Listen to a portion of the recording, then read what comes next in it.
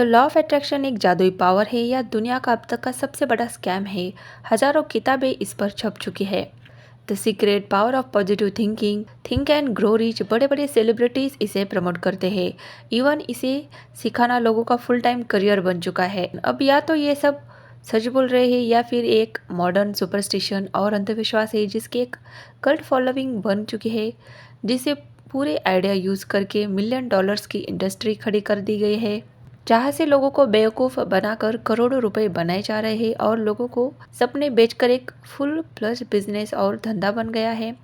लेकिन law of attraction है क्या, और मोर इम्पोर्टेंट ये क्या नहीं है? क्या एक लॉजिकल और साइंटिफिक तरीका है अपने गोल्स और अपने सपनों को अचीव करने का, या फिर बस एक हवा हवा में बातें हैं? और अगर सच में ये काम करता है तो आप इसे प्रैक्टिकली कैसे इस्तेमाल कर सकते हैं? वीडियो को एंड तक देखते रहिए और आपको इन सारे सवालों के जवाब मिल जाएंगे और ये आपकी लाइफ और सोच को हमेशा के लिए चेंज कर देगी।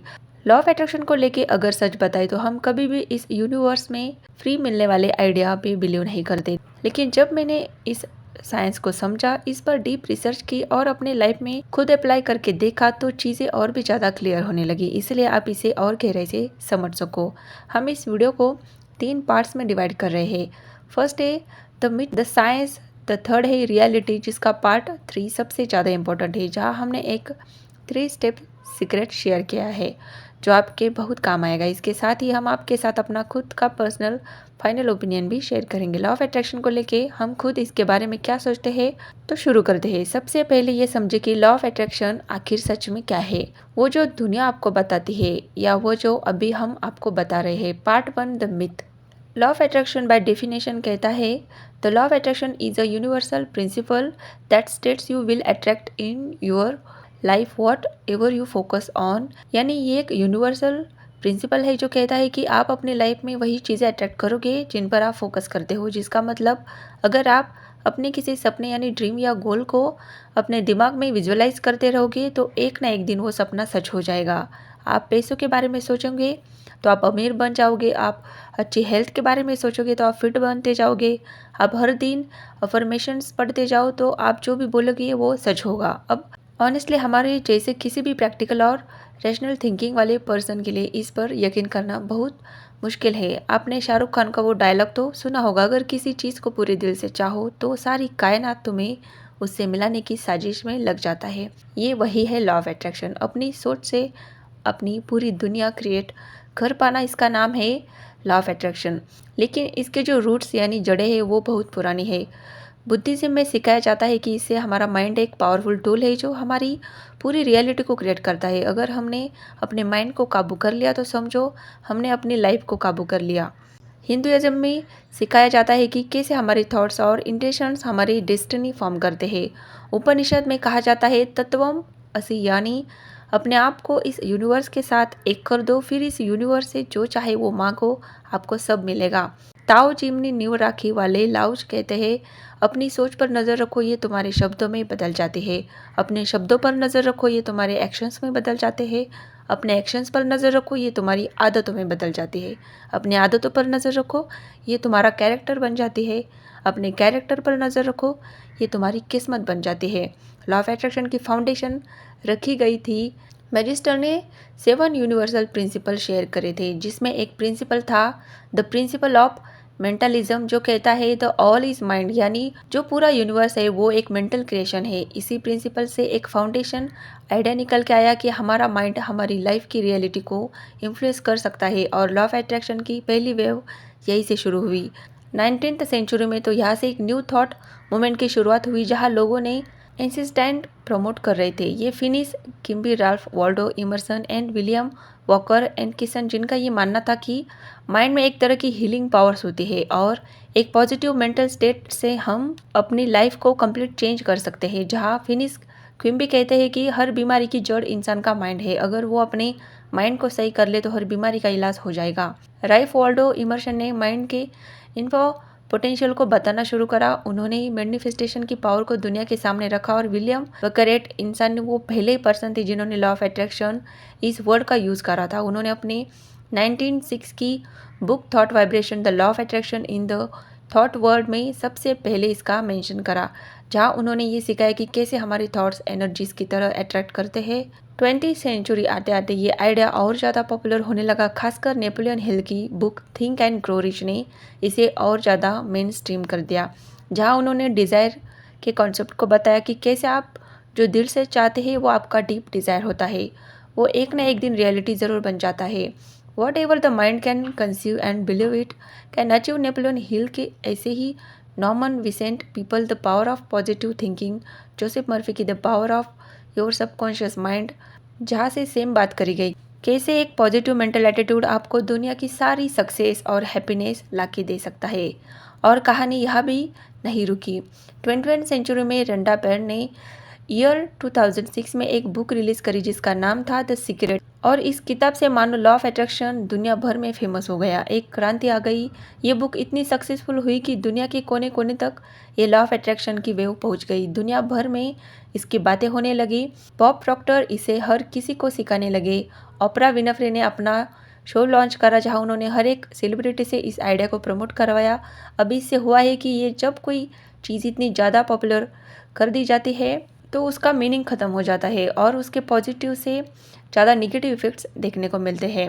जैसे मिड 2000 के time the Oprah Winfrey show के स्टूडियो को एक लेटर आया किम नकम की तरफ से, जो लिखते हैं कि वो इस शो से और द सीक्रेट बुक से इतनी ज़्यादा इन्फ्लुएंस हो गई कि उसने अपने ब्रेस्ट कैंसर की मेडिकल ट्रीटमेंट ही लेना बंद कर दिया। उसने ये क्लेम करा कि वो 2008 तक कैंसर फ्री हो जाएगी। उसे अपने ऊपर पूरा भरोसा है, वो इसे ही अट्रैक्ट कर रही है, मैनिफेस्ट कर रही है और यूनिवर्स उसकी सुनेगा। लेकिन हुआ क्या, ईयर 2010 में किम की कैंसर से डेथ हो गई। मगर ये सब नहीं होता अगर किम इस पे ब्लाइंड ट्रस्ट करने के बजाय इसके पीछे की साइंस को समझती। तो ज़रूरी नहीं है कि किसी बड़े और फेमस आदमी ने कुछ बोल दिया तो वो सही है और अब बिना ज़्यादा सोचे समझे उसे फॉलो करने लग जाओ। ये लॉ ऑफ अट्रैक्शन वो है जिसे आपको सिखाया जा रहा है और बेचा जा रहा है, लेकिन लॉ ऑफ अट्रैक्शन को अच्छे से यूज़ करने के लिए आपको ये समझना होगा कि ये काम कैसे करता है। Part 2, the science. साल 1954 की बात है। उस टाइम की कन्वेंशनल विजडम के अकॉर्डिंग 4 मिनट से कम टाइम में 1 माइल तक रनिंग करना इम्पॉसिबल था। साइंटिस्ट ने ये तक कह दिया था कि इतना तेज भागना ह्यूमन बॉडी की कैपेसिटी से बाहर है, ये इम्पॉसिबल है।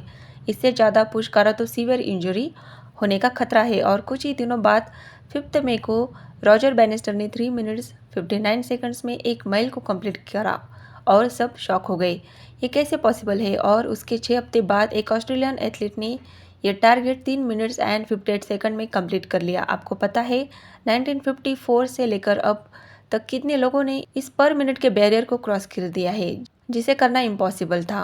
1663 लोगों ने, जिनमें तो कुछ हाई स्कूल स्टूडेंट भी शामिल थे, जिसने इस रिकॉर्ड को सबसे पहले तोड़ा था। रॉजर बर्निस्टर आगे जाके एक न्यूरो साइंटिस्ट बन गए, जिन्होंने बताया कि इस रिकॉर्ड को तोड़ने के लिए उन्होंने अपनी बॉडी से भी ज़्यादा अपने माइंड को स्ट्रांग बनाया।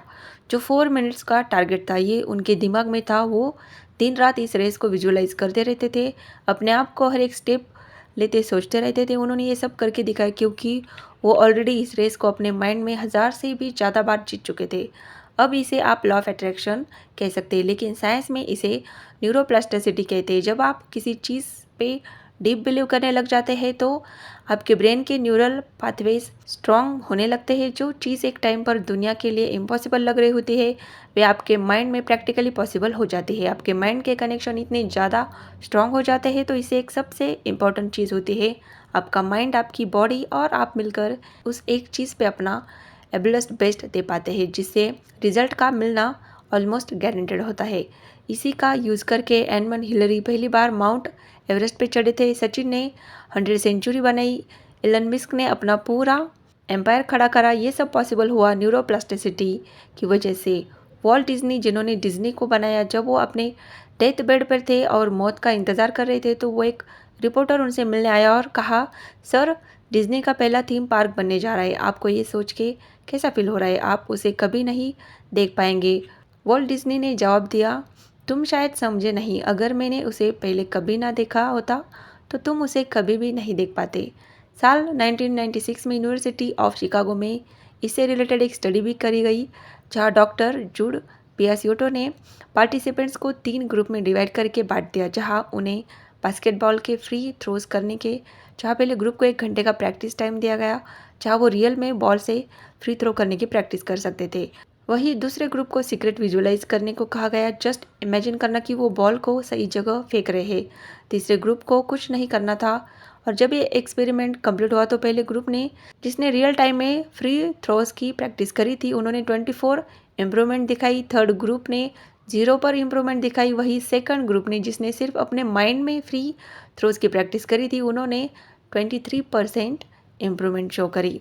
इस तरह की और भी कई रिसर्चर्स की जा चुकी है जहाँ पे ये प्रूव हुआ है कि हमारे ब्रेन को इमेजिनेशन और रियलिटी में डिफरेंस नहीं पता होता। जहाँ एक और रिसर्च सच में पार्टिसिपेंट्स को अपनी इमेजिनेशन में 5 फिंगर पियानो एक्सरसाइज करने का टास्क दिया गया था। साइंटिस्ट ने देखा कि सिर्फ इमेजिन करने से उनके ब्रेन में सिमिलर एक्टिविटी शो हो रही थी जो रियल टाइम में प्रैक्टिस करने पे शो होती है। लॉ ऑफ अट्रैक्शन इसी प्रिंसिपल पे काम करता है। जब आप अपने माइंड में एक पर्टिकुलर टास्क को विजुअलाइज करते हो, उसके बारे में सोचते हो, इमेजिन करते हो, तो इससे आपकी परफॉर्मेंस इंक्रीज होती है। और जब परफॉर्मेंस इंक्रीज होती है उससे रिजल्ट अच्छे आते हैं। यही रीज़न है अल्बर्ट आइंस्टाइन ने भी कहा था कि imagination is greater the knowledge. So अब आप समझ गए कि लॉ ऑफ अट्रैक्शन और कुछ नहीं बल्कि आपके ब्रेन की न्यूरोप्लास्टिसिटी की एबिलिटी है। इसे आज यूनिवर्स, मैनिफेस्टेशन, एनर्जीज, वाइब्रेशन जैसे भारी भरकम वर्ड्स यूज़ करके एक मैजिकल पावर की तरह सेल करके बेचा जा रहा है। लेकिन एक्चुअल में ये कोई जादू नहीं है बल्कि हार्डकोर साइंस है। इसलिए अगर आप हमारी मानो तो ये समझो कि लॉ ऑफ अट्रैक्शन से आप सीधा रिजल्ट अट्रैक्ट नहीं करते बल्कि अपने आप को उन रिजल्ट्स को अचीव करने के लिए काबिल बनाते हो। और ये कोई जादू, मैजिक या पावर नहीं है बल्कि अगर आप इसे प्रैक्टिकली देखो तो आप इसे अट्रैक्शन और एक्शन के साथ में मिलके बने फॉर्मूला की तरह समझो। Law of attraction plus law of action आओ। इसे प्रैक्टिकली कैसे करना है ये समझते हैं। Part 3, the reality. अगर आप लॉ ऑफ अट्रैक्शन और लॉ ऑफ एक्शन को साथ में यूज़ करके साइंटिफिकली न्यूरोप्लास्टिसिटी से अपने गोल्स या ड्रीम्स को अचीव करना चाहते हैं तो आपको इन 3 स्टेप्स को फॉलो करना होगा। स्टेप 1, सबसे पहले लॉ ऑफ अट्रैक्शन का यूज़ करके कैंसर को ट्रीट नहीं कर सकते, ना ही आप मार्स पे जा सकते हो, ना ही आपके अंदर सुपरमैन वाली स्ट्रेंथ आ सकती है। उम्मीद है ये कॉमन बातें तो आपको पता भी होगी। लेकिन आप जो भी रेंज करने या जो भी अचीव करने को सोच रहे हैं, आपको उस पर पूरा बिलीव करना है। आप वो चीज़ अचीव कर सकते हैं, मतलब ऐसा कि उस चीज़ को अचीव कर पाना प्रैक्टिकली पॉसिबल है। फिर चाहे वो सपना कितना भी बड़ा क्यों ना हो, लेकिन इतना जो प्रैक्टिकली भी आपके लिए पॉसिबल हो अचीव करना। जैसे फॉर एग्जांपल अगर आपको मैं सपोर्ट्स कार चाहिए जैसे लैम्बोर्गिनी, एक रियल प्रैक्टिकल और बिलीवेबल गोल सेट करने के बाद आपको लेना है next steps to feed your brain. Bruce Lee ने खुद को एक लेटर लिखा और हमेशा अपने पास रखा। इसमें लिखा था, my greatest and only goal, I Bruce Lee will be the first highest paid oriental superstar in the United States. In return I will give the most incredible performance and give my best acting. Ranveer Singh actor बनना चाहते थे। जब 21 साल के थे उन्होंने bedroom में एक पोस्टर लगाया था। वो यशराज फिल्म्स की DDLJ का पोस्टर था। इसमें शाहरुख खान की जगह उनका चेहरा था। वो हर दिन उस फोटो को देखते थे, खुद को अपना गोल, अपना ड्रीम याद कराते थे। तो क्या वो बनना चाहते थे? और 3 साल बाद उन्हें YRF स्टूडियो से अपनी पहली मूवी मिली। As a lead actor Jim Carrey ने खुद को $1 मिलियन का चेक लिख के अपनी पॉकेट में रख दिया था, जिसे वो हर दिन देखते थे। जब आप इस तरीके से अपने गोल को इमेजिन करते हो, उसके बारे में सोचते हो, विजुअलाइज करते हो, तो मैच्योर एंड साइंटिफिकली आपके ब्रेन के पास कोई ऑप्शन नहीं बचता। आपको हर जगह अपना गोल दिखाई देता है। आपका माइंड इसे अचीव करने के लिए नए नए आइडियाज़ देता है जो पहले कभी आपके माइंड में नहीं आए। आपका ब्रेन इतना ज़्यादा क्रिस्टल क्लियर हो जाता है कि इसे पता होता है कि इसे क्या चाहिए और उसे पाने के रास्ते वो खुद ढूंढ लेता है। फॉर एग्जाम्पल, अगर आप फिट होना चाहते हैं और एक अच्छी हेल्दी बॉडी बनाना चाहते हैं तो खुद को इससे रिलेटेड इन्फॉर्मेशंस और विजुअल से फीड करते जाओ। बुक्स पढ़ो, पॉडकास्ट सुनो, रेडिट पे पोस्ट पढ़ो, अपने ब्रेन को फीड करो ताकि ये उसी डायरेक्शन में सोचे। Step 3, take supportive actions and, और लास्ट, आपने जो कुछ भी सोचा है, जो कुछ भी विजुअलाइज करा, आपको उसके सपोर्ट में एक्शन लेने ही पड़ेंगे, वरना कुछ भी नहीं होने वाला। जैसा हमने पहले भी बताया, लॉ ऑफ अट्रैक्शन आपको रिजल्ट्स ला के नहीं देगा, ये आपको रिजल्ट्स लाने के लिए काबिल बनाएगा, बट एक्चुअल में रिजल्ट्स आएंगे कैसे? आपके एक्शन से। बिना एक्शन के लॉ ऑफ अट्रैक्शन भी कुछ नहीं बदल सकता। आप चाहे कितना भी हेल्दी फिट बॉडी के बारे में सोचे, 6 पैक्स एब्स के बारे में सोच लो, मिशंस कर लो, विजुअलाइज मैनिफेस्टेशन। हर जगह अपने आइडियल फिजिक की फ़ोटो लगा के उसे रोज़ देखो। लोग कुछ नहीं होने वाला जब तक अट्रैक्शन एक्शंस के बिना है, और अट्रैक्शन में ही छुपा है एक्शन। ये बात याद रखना। आपके सपने सिर्फ लॉ ऑफ अट्रैक्शन से नहीं बल्कि एक्शन से पूरे होंगे। और पर्सनली हम खुद ये मानते हैं कि कोई भी एक्शन लेने के लिए पहले उस गोल या ड्रीम के लिए अट्रैक्शन होना भी चाहिए, क्योंकि अट्रैक्शन से ही आप सही डायरेक्शन में एक्शंस लोगे। लेकिन वो अट्रैक्शन तभी सोच से रियलिटी में बदलेगा जब एक्शंस होंगे। दोनों ही आपस में लिंक है। अगर आपको लाइफ में कुछ अचीव करना है, तो अगर आपको जानना है कि प्रैक्टिकल स्टेप्स लेके अपनी लाइफ को कैसे बदले, तो इस चैनल को सब्सक्राइब ज़रूर कीजिए, वीडियो को लाइक कीजिए, शेयर कीजिए, कमेंट कीजिए। और ऐसे ही मोटिवेशनल लॉ ऑफ अट्रैक्शन से भरी हुई वीडियोज़ के लिए प्लीज़ चैनल को सपोर्ट ज़रूर कीजिए, सब्सक्राइब कीजिए। वीडियो अंत तक देखने के लिए आपका बहुत बहुत धन्यवाद। Thank you.